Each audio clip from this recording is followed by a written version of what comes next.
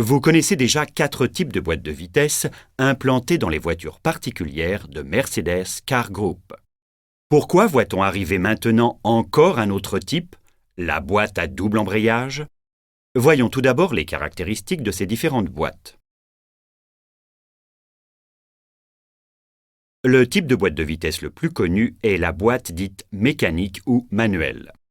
Elle possède un embrayage à friction à sec et un train de pignon donnant un certain nombre de rapports. Pour changer de rapport, il faut interrompre la transmission de la force motrice entre le moteur et le train de pignon, désengager le rapport en prise et engager le rapport suivant. Ensuite, on embraye et la transmission de la force motrice est rétablie. Un actionnement de la commande par le conducteur est donc nécessaire et la transmission de la force motrice doit être interrompue. En accélération, on obtient par conséquent la courbe de vitesse suivante. Vous voyez les chutes de vitesse provoquées par l'interruption de la force motrice lors des changements de rapport. En revanche, la boîte mécanique procure un ressenti plus direct du véhicule. Les faibles pertes à l'intérieur de la boîte se traduisent par un avantage en termes de consommation, mais seulement si le conducteur adopte un style de conduite économique et sélectionne les rapports en conséquence. L'embrayage et le passage des rapports de la boîte de vitesse mécanique peuvent être automatisés. Vous connaissez ce type de boîte à commande confort sous le nom de Sequentronic dans les voitures Mercedes-Benz, de SprintShift dans les utilitaires légers Mercedes-Benz ou encore de SoftTip dans la Smart. La commande des vitesses est plus confortable. Le changement de rapport se limite à une impulsion donnée au levier sélecteur. L'actionnement de l'embrayage et le passage des rapports sont automatiques, tout en préservant les propriétés positives de la boîte mécanique. Le confort de commande peut encore être augmenté en confiant les décisions de changement de rapport au calculateur de la boîte de vitesse. Toutefois, les changements de rapport surviennent alors de façon inattendue, ce qui provoque une secousse souvent perçue par les passagers. Par ailleurs, il existe également les boîtes de vitesse automatiques.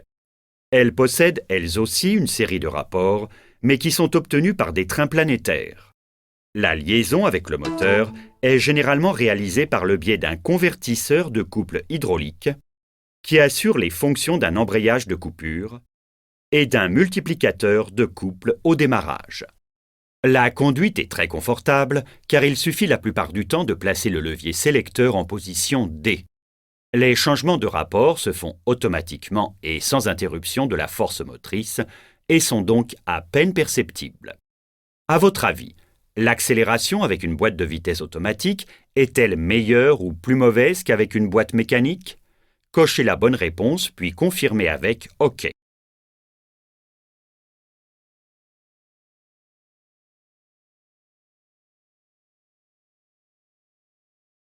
Exact. L'accélération est meilleure qu'avec une boîte de vitesse mécanique parce que la force motrice n'est pas interrompue lors des changements de rapport. Toutefois, ces avantages sont obtenus au prix de pertes à l'intérieur du convertisseur de couple, ce qui augmente la consommation de carburant.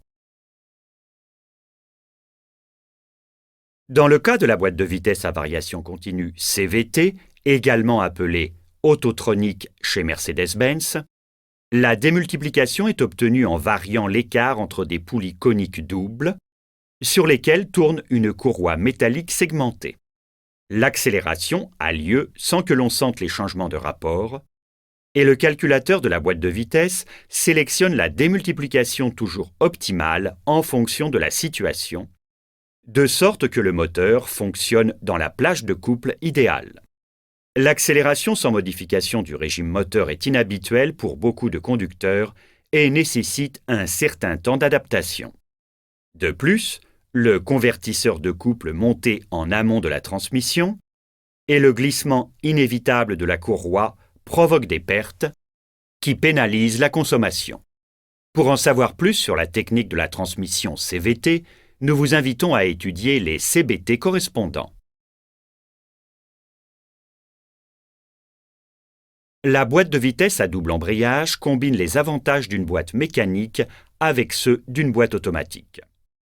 La consommation de carburant est comparable à celle que l'on atteint avec une boîte mécanique normale, car il y a toujours un rapport emprise sans glissement qui transmet le couple sans perte. Étant donné que le calculateur de la boîte de vitesse sélectionne automatiquement le rapport optimal, la consommation est même plus avantageuse. Avec un véhicule équipé de manière adéquate, cette boîte procure des accélérations sportives, du fait que les changements de rapport se font sans interruption de la force motrice. En même temps, elle offre un confort élevé, grâce à la sélection automatique des rapports et des passages de rapport sans interruption perceptible de la force motrice. Dans les pages suivantes, vous allez apprendre comment ces caractéristiques sont obtenues. Quel type de boîte de vitesse fonctionne sans interruption de la force motrice?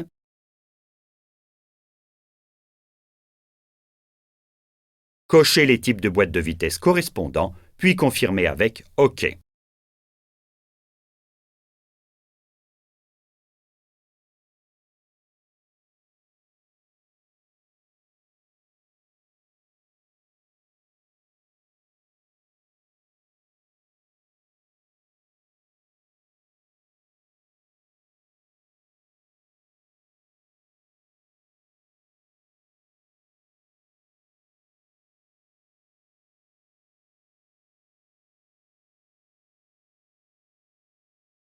Très bien. La boîte de vitesse automatique, la boîte de vitesse à variation continue et la boîte de vitesse à double embrayage fonctionnent sans interruption de la force motrice.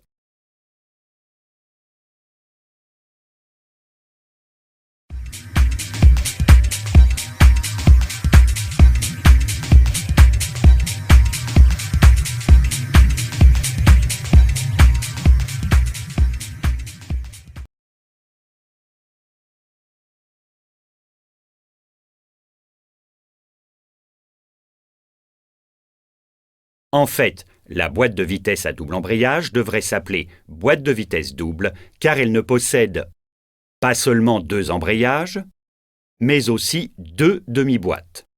Dans cet exemple, vous voyez d'un côté une boîte de vitesse à 4 rapports. Elle possède 2 arbres intermédiaires, de sorte qu'il suffit respectivement d'un seul arbre primaire pour 2 rapports. De l'autre côté, une boîte dotée d'une structure similaire, donnant 3 rapports et une marche arrière, également avec 2 arbres intermédiaires. Les 2 demi-boîtes sont assemblées pour n'en former qu'une. L'arbre primaire 2 est un arbre creux, dans lequel est logée une partie de l'arbre primaire 1. Les arbres intermédiaires sont identiques. Associées l'une à l'autre, ces demi-boîtes donnent une boîte de vitesse à 7 rapports plus la marche arrière. Le double embrayage est constitué de 2 embrayages multidisques à commande hydraulique et présente une structure un peu plus complexe que ne le montre le schéma de principe. Essayez donc le double embrayage. Pour ce faire, cliquez sur les boutons et observez les 2 embrayages.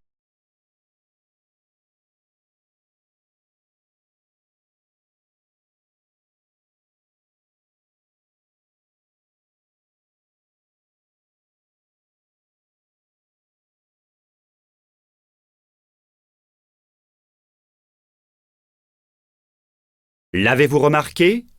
Soit aucun embrayage n'est fermé, soit seulement l'embrayage 1 ou l'embrayage 2.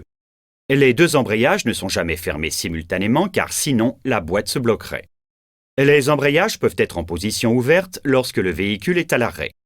L'embrayage 1 transmet la force motrice à la demi-boîte 1. L'embrayage 2 transmet la force motrice à la demi-boîte 2. Vous pouvez continuer à essayer pour vous en convaincre.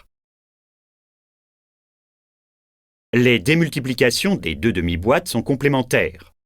La demi-boîte 1 contient les paires de pignons pour le premier, le troisième, le cinquième et le septième rapport. La demi-boîte 2 contient les paires de pignons pour le deuxième, le quatrième et le sixième rapport, ainsi que pour la marche arrière. Tous les baladeurs sont montés sur les arbres intermédiaires. Vous voyez ici les arbres montrés jusqu'à présent. Les arbres intermédiaires portent les pignons qui entraînent l'arbre de sortie avec une démultiplication respectivement constante. Toutefois, les arbres de boîte ne se trouvent pas dans le même plan comme on pourrait le supposer en regardant le schéma de principe. Les arbres sont en effet décalés les uns par rapport aux autres, de sorte que l'arbre de sortie peut aussi revenir en direction de l'embrayage, comme dans la boîte de vitesse à double embrayage du SLS AMG. Pour empêcher un véhicule garé de se mettre à rouler, la réglementation impose un moyen d'immobilisation supplémentaire venant s'ajouter au frein de stationnement. Dans le cas d'une boîte mécanique, le véhicule est immobilisé en enclenchant la première ou la marche arrière. Sur les véhicules à boîte de vitesse automatique, l'immobilisation est assurée par un verrou de stationnement. Selon vous, comment cette fonction est-elle réalisée dans le cas de la boîte à double embrayage ? Cochez la bonne réponse puis confirmez avec OK.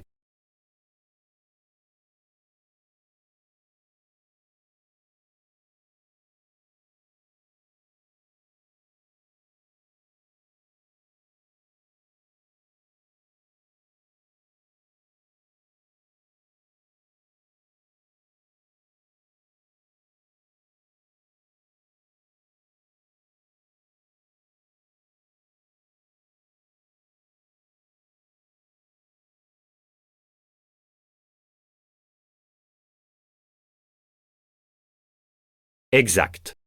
Au repos, les embrayages des boîtes mécaniques normales sont fermés par la force d'un ressort Belleville, mais les embrayages de la boîte de vitesse à double embrayage ne sont jamais fermés simultanément. Pour des raisons de sécurité, ils sont donc conçus de telle sorte qu'ils sont ouverts en position de repos. Par conséquent, il n'y a pas de liaison cinématique entre le moteur et l'arbre de sortie lorsque le véhicule est à l'arrêt. La boîte à double embrayage doit donc posséder un verrou de stationnement qui se trouve généralement sur l'arbre de sortie. Dans quels états les deux embrayages peuvent-ils se trouver ? Cochez les états correspondants, puis confirmez avec OK.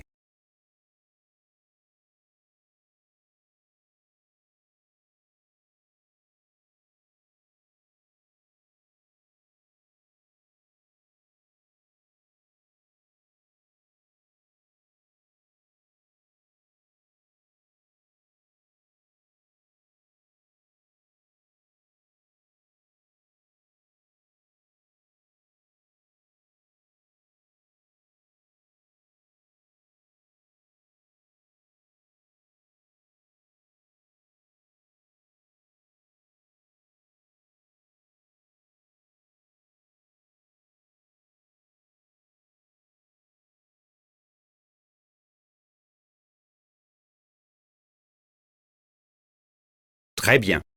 Tous les états sont possibles sauf une fermeture simultanée des deux embrayages.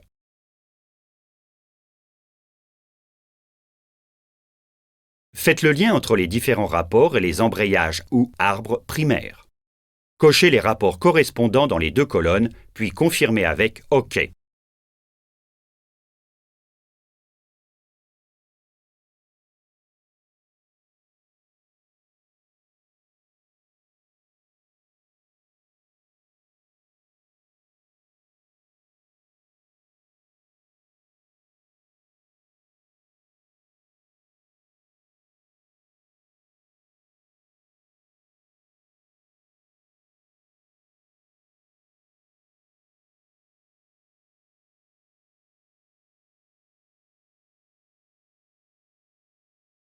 Très bien.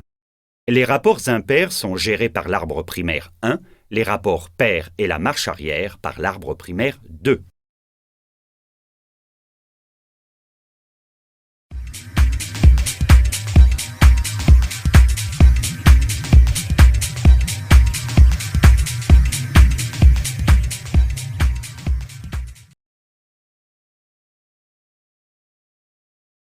Voici encore une fois la boîte vue de côté. Ici, la boîte de vitesse est au point mort. Cliquez sur les désignations des rapports pour voir par quel embrayage et par quel pignon passe la force motrice.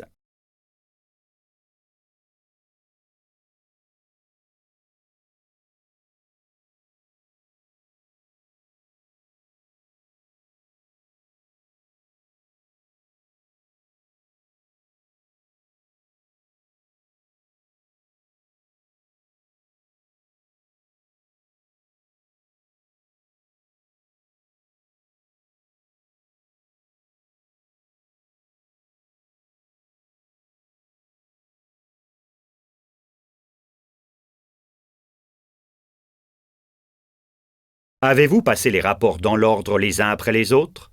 Si oui, vous avez certainement remarqué que les deux embrayages ont été fermés en alternance. Vous pouvez continuer à essayer pour vous en convaincre.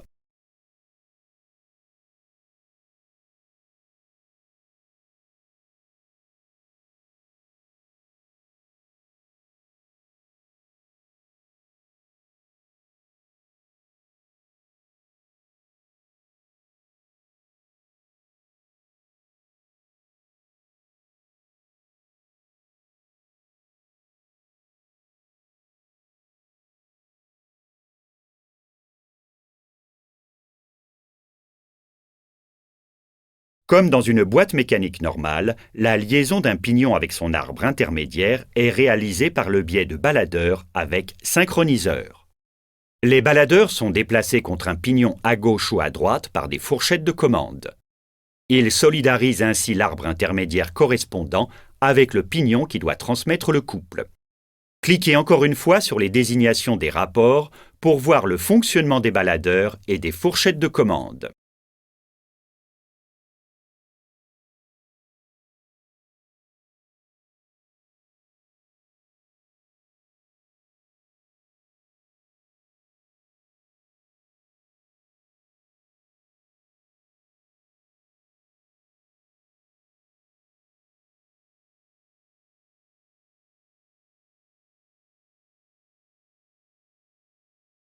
Vous pouvez continuer à activer le passage des rapports. Regardez cette situation de près. Quel rapport est engagé? Cliquez sur la désignation du rapport.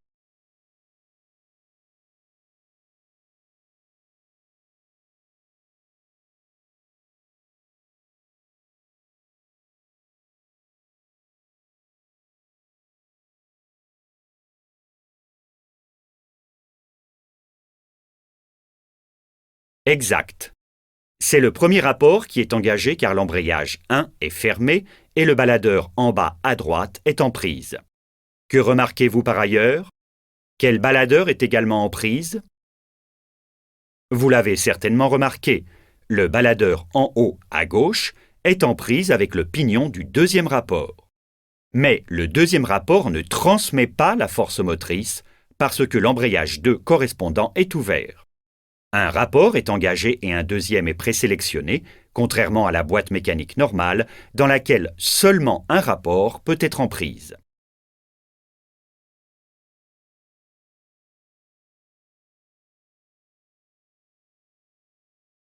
Regardez maintenant les changements de rapport tels qu'ils se déroulent pendant la marche. Au démarrage du moteur, les embrayages sont ouverts et la boîte se trouve au point mort. Lorsque le conducteur met le levier sélecteur en position D, pédale de frein actionnée, le premier et le deuxième rapport sont présélectionnés. Lorsque la pédale de frein est relâchée, l'embrayage 1 se ferme partiellement jusqu'à ce qu'un couple de rampement soit transmis aux roues par le premier rapport.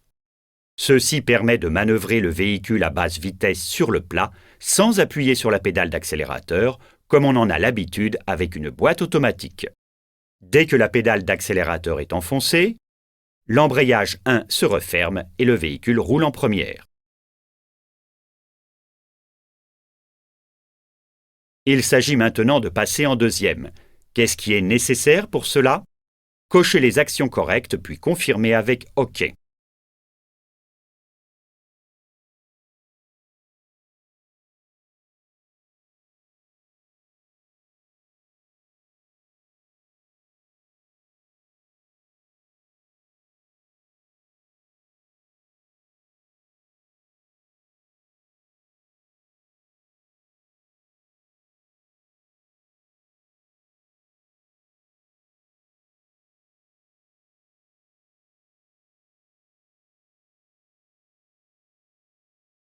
Exact. Rappelez-vous que la deuxième est déjà présélectionnée. Il suffit donc d'ouvrir l'embrayage 1 et de fermer l'embrayage 2. La première peut rester engagée pour le moment.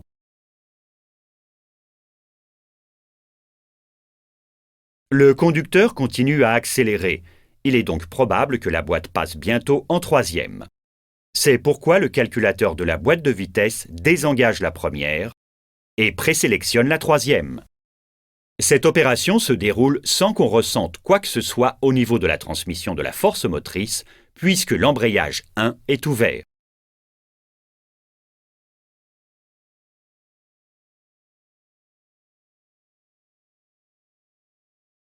En raison du régime moteur et de la vitesse du véhicule, le calculateur de la boîte de vitesse décide de passer au rapport supérieur suivant. Qu'est-ce qui est nécessaire pour cela? Le véhicule roule en quatrième.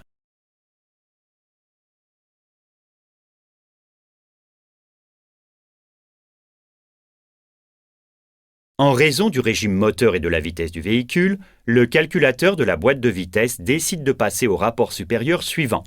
Qu'est-ce qui est nécessaire pour cela? Cocher les actions correctes, puis confirmer avec OK.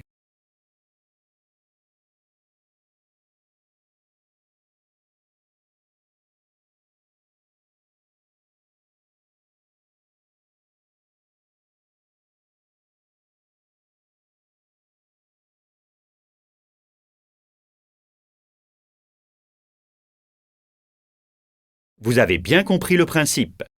Et la montée des rapports suivants se fait de la même manière, car les rapports impairs sont rattachés à l'embrayage 1 et les rapports pairs à l'embrayage 2.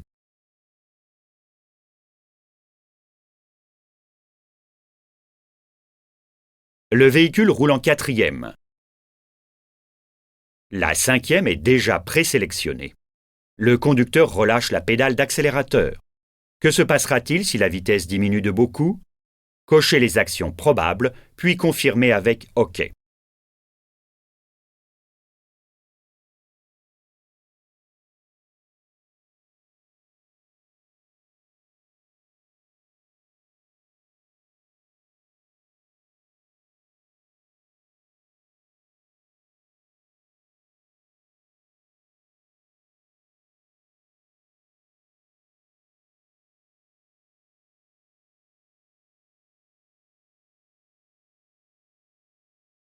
Exact.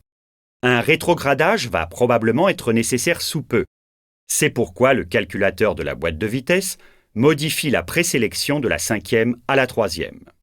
Là encore, le conducteur ne ressent rien au niveau de la transmission de la force motrice, car la position des embrayages reste inchangée.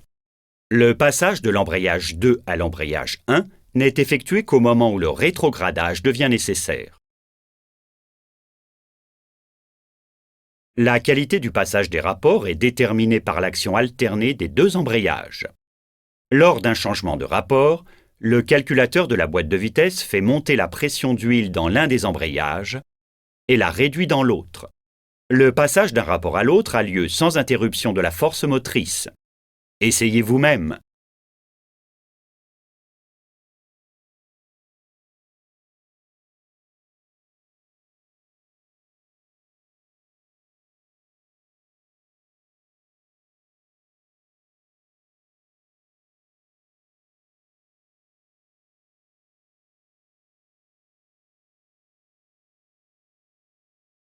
L'inversion de la pression dans les embrayages ne se fait pas brutalement, mais avec une transition. Pendant que la pression diminue dans l'un des embrayages, elle augmente dans l'autre. Les embrayages passent par une phase transitoire de glissement, pendant laquelle le couple total, qui équivaut à la somme des couples, est toujours transmis. Si l'on souhaite un changement de rapport sportif, la transition est plus rapide. Si l'on souhaite un changement de rapport axé sur le confort, la transition est plus lente. La boîte est montée en quatrième. Le régime moteur et la vitesse du véhicule continuent à augmenter. Quel est le rapport présélectionné par la boîte?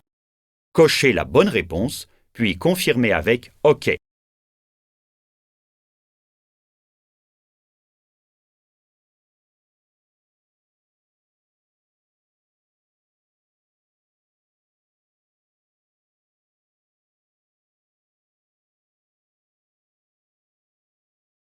Cette fois-ci, c'est exact. Si le régime moteur et la vitesse du véhicule continuent à augmenter, la boîte prépare le passage au rapport supérieur suivant, donc en cinquième. Quelle est l'évolution de la pression dans les embrayages lors d'un changement de rapport en conduite sportive? Sélectionnez le diagramme correspondant, puis confirmez avec OK.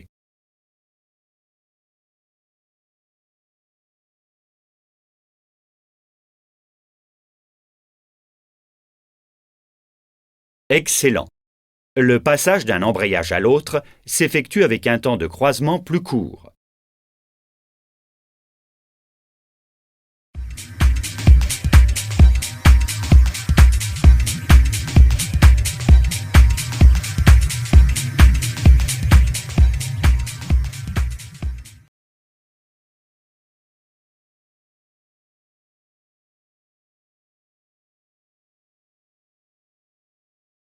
La boîte de vitesse à double embrayage est dotée d'un système hydraulique qui commande aussi bien les embrayages que les baladeurs et le verrou de stationnement. La pompe à huile est entraînée par l'arbre d'entrée et les vannes hydrauliques nécessaires se trouvent sur une unité hydraulique logée dans le carter de la boîte de vitesse.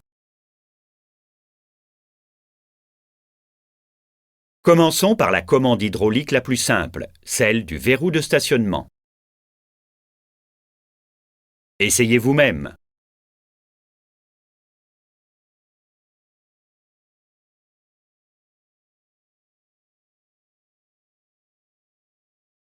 Pour désactiver le verrou de stationnement, la pression d'huile dans le cylindre hydraulique tire le cône en arrière et la force du ressort soulève le cliquet d'arrêt. Lorsque le verrou de stationnement doit être réenclenché, la pression est supprimée dans le cylindre. Le ressort pousse le cône vers l'avant et le cliquet s'enclenche dans la roue du verrou. Vous pouvez continuer à essayer.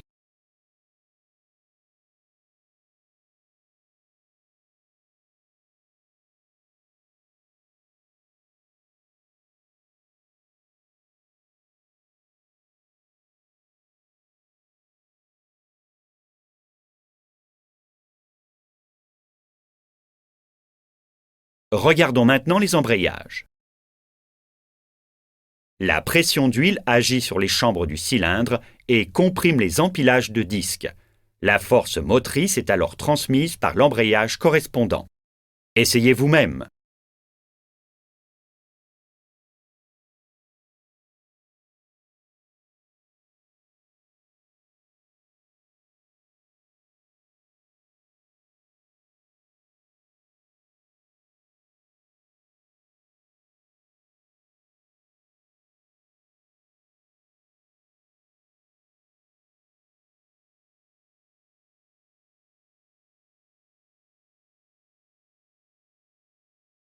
Le coulissement des baladeurs est assuré par des cylindres comportant deux chambres auxquelles est appliquée alternativement une pression d'huile. Le piston déplace les fourchettes de commande. Essayez là aussi le fonctionnement de la commande.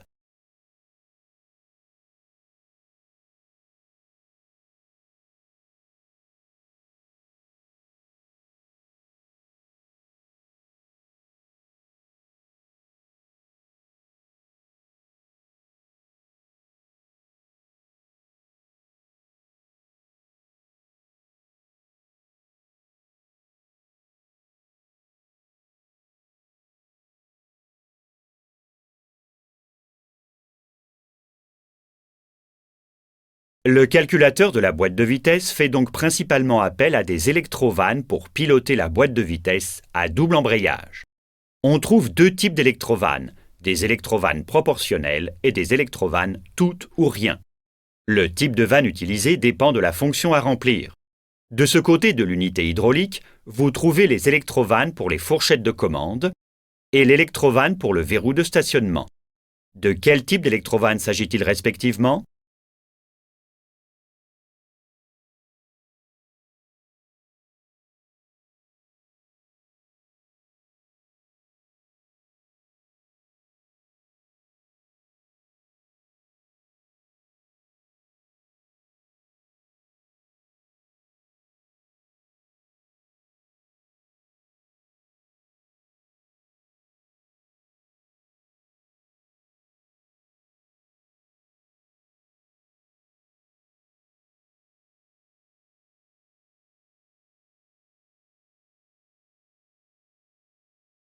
Exact.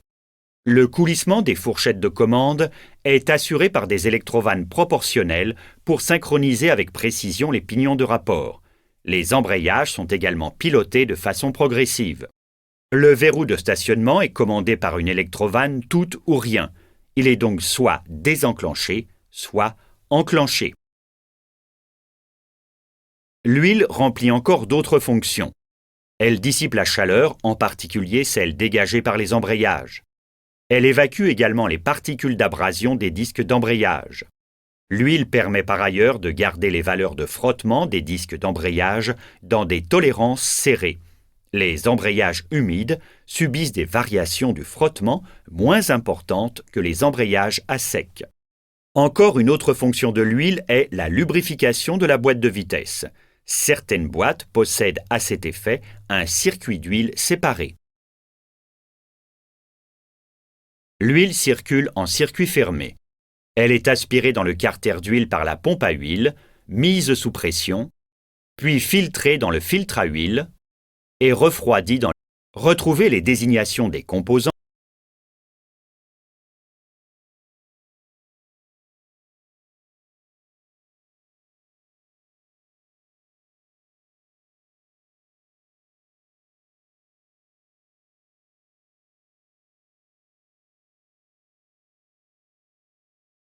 du circuit d'huile.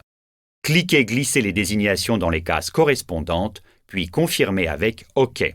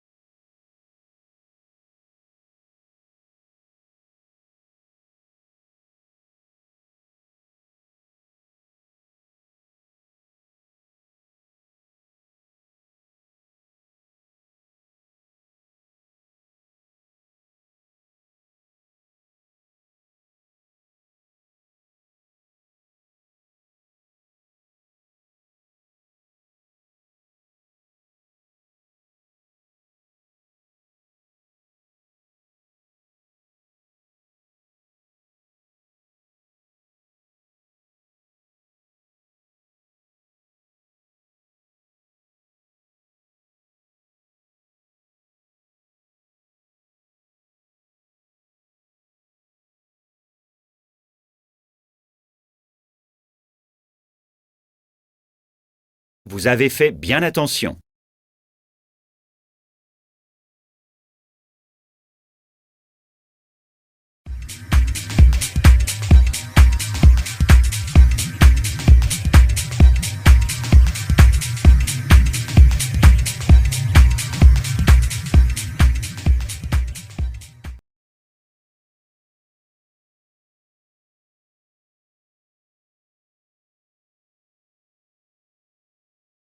La gestion de la boîte de vitesse à double embrayage est assurée par le calculateur de la boîte de vitesse.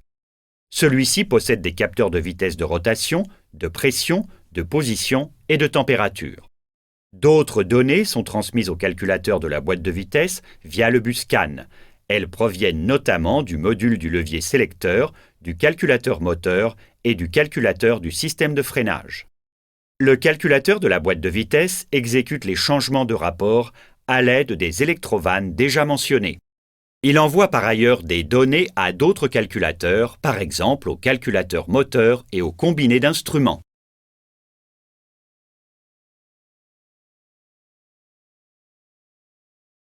La boîte de vitesse à double embrayage possède un capteur de vitesse de rotation sur l'arbre d'entrée de l'embrayage double, sur chaque arbre primaire et sur l'arbre de sortie de la boîte.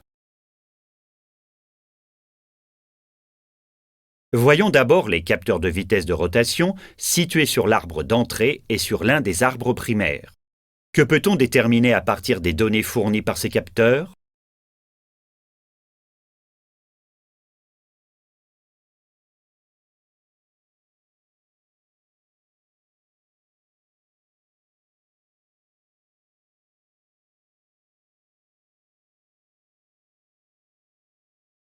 Très bien. À partir du rapport entre les vitesses de rotation de l'arbre d'entrée et de l'arbre primaire, le calculateur de la boîte de vitesses détermine le glissement de l'embrayage concerné. Par ailleurs, le calculateur de la boîte de vitesses contient des valeurs de consigne pour le glissement qui dépendent des conditions du changement de rapport, du rapport sélectionné, de la charge du moteur, de la température de l'huile et d'autres paramètres. La comparaison de la valeur réelle et de la valeur de consigne permet de déterminer et de réguler la pression d'embrayage requise. Regardons maintenant les capteurs de vitesse de rotation de l'arbre primaire et de l'arbre de sortie. Que peut-on déterminer à partir du rapport entre les vitesses de rotation de ces arbres?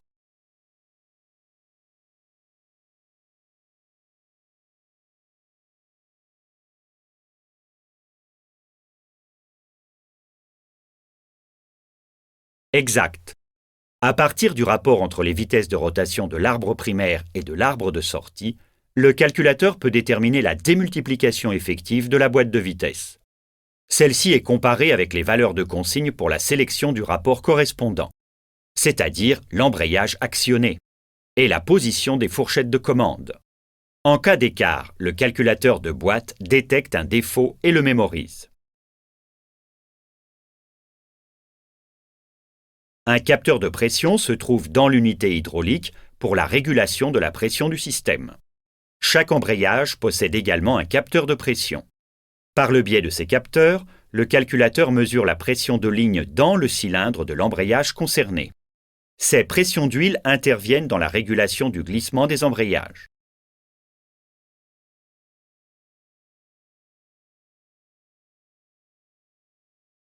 La boîte de vitesse. Comme le calculateur d'une boîte automatique, la boîte de vitesse à double embrayage possède un capteur de température pour chaque embrayage. La boîte de vitesse à double embrayage possède un capteur de position par fourchette de commande. Grâce à ces capteurs, le calculateur de boîte sait quel rapport est engagé et quel rapport est présélectionné. Pendant la présélection d'un rapport, il peut également suivre le coulissement des fourchettes de commande et caler le point de synchronisation. En même temps, il surveille la montée en pression dans le cylindre correspondant. À l'inverse, il sait à quel moment le baladeur atteint le point mort après le désenclenchement d'un rapport et peut ensuite supprimer la pression. Un autre capteur de position surveille la position du cliquet d'arrêt du verrou de stationnement. La boîte de vitesse à double embrayage possède un capteur de température pour chaque embrayage. Ce capteur surveille la température de l'huile dans le cylindre de l'embrayage concerné. À partir des valeurs de température relevées, le calculateur peut établir des hypothèses sur la viscosité de l'huile et le coefficient de frottement de l'embrayage. En cas de température très élevée, qui peut être due à une surcharge des embrayages, le calculateur de boîte déclenche des mesures de protection. Un autre capteur de température mesure la température de l'huile en aval du radiateur d'huile, ce qui permet au calculateur de la boîte de vitesse de surveiller les performances du refroidissement. Comme le calculateur d'une boîte automatique, le calculateur de la boîte de vitesse à double embrayage est intégré dans le système de bus du véhicule. Cliquez sur les calculateurs pour connaître les principales informations. Le calculateur moteur informe le calculateur de la boîte de vitesse du régime moteur et de l'état de charge. Le régime moteur est pris en compte dans la décision du changement de rapport et la présélection du rapport. Le signal de charge permet de piloter entre autres le glissement de l'embrayage.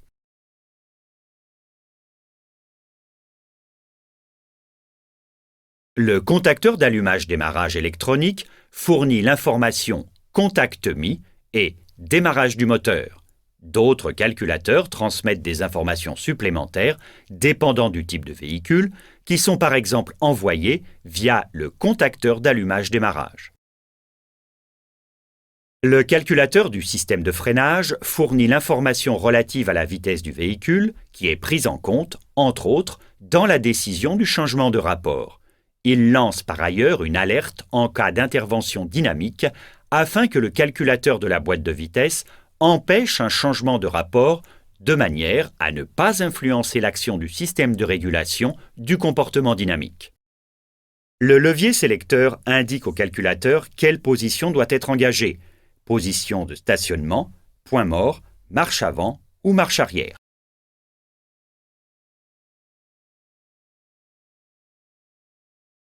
Le calculateur de la boîte de vitesse à double embrayage émet des informations qui ont une influence sur les autres calculateurs. Cliquez sur les calculateurs pour connaître les principales informations. Le cas échéant, le calculateur de la boîte de vitesse demande au calculateur moteur de réduire le couple.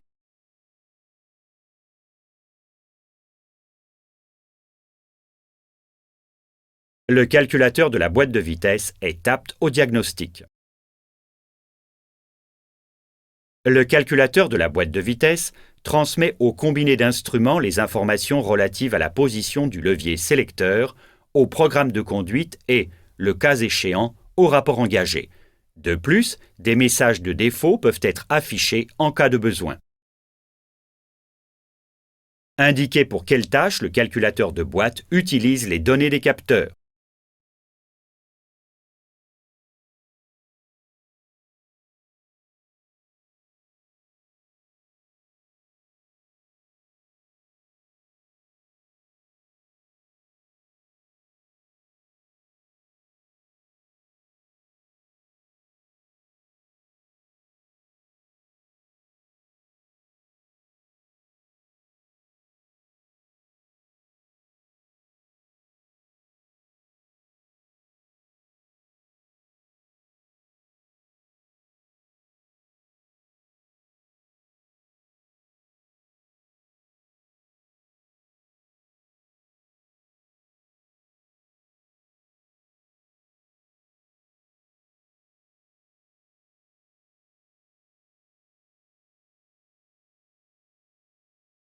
C'est incorrect, réessayez. Le calculateur de boîte utilise les données des capteurs. Cliquez Glisser les textes au bon endroit, puis confirmez avec OK.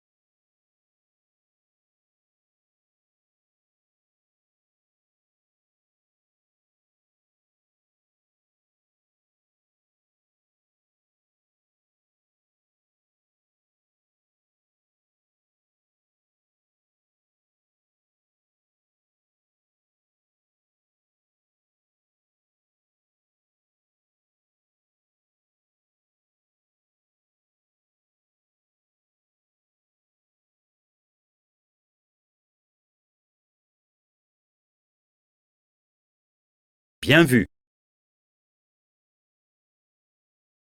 Le calculateur de la boîte de vitesse échange des données via le système de bus. Reconstituez le flux d'informations.